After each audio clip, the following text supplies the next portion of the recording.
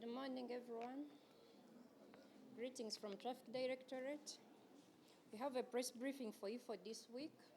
It runs from 18th to 24th September 2022. A total number of 398 crashes were registered during this period, and out of those, 66 crashes were fatal, 206 were serious, and 126 were minor.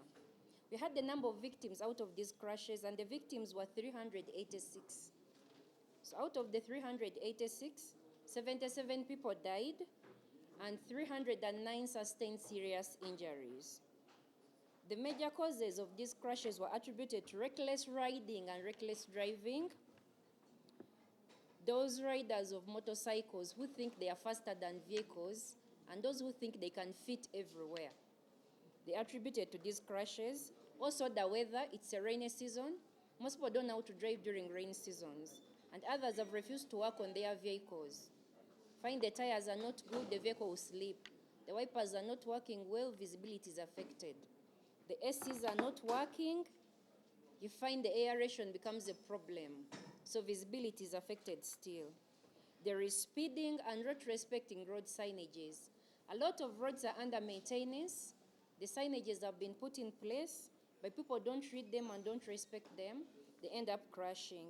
If we avoid the above, we can avoid those crashes on our roads. Last week, we launched an operation of Toa Fujo Barabarani. We are removing impunity from the roads. And the operations ran effective from 19th September. I have a report for you from 19th to 23rd.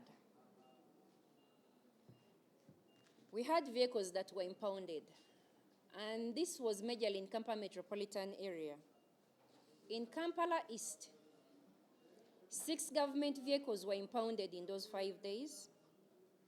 233 private vehicles were impounded in that area, making a total of 239 vehicles impounded in Kampala East.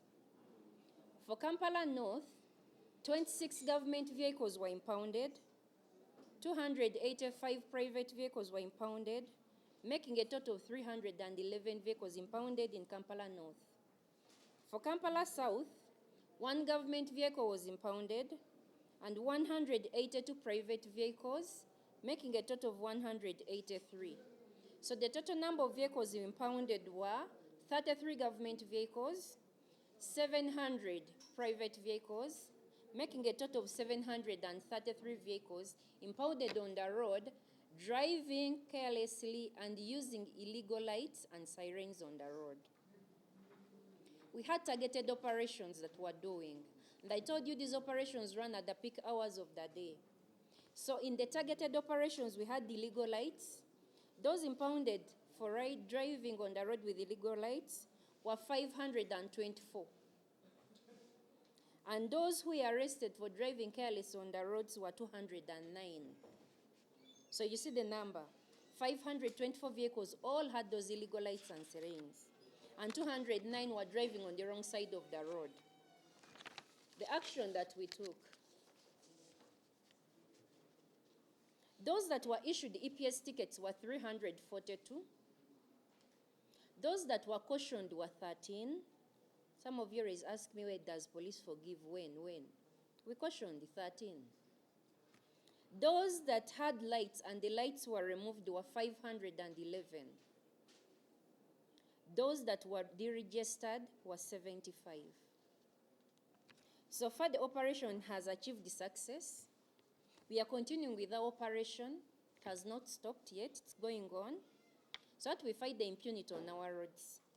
If for 1 week, we have a total number of 511 illegal lights removed from vehicles, that means the picture out there is disturbing. That means almost every vehicle had a flashlight on, a saline on. Those lights are illegal.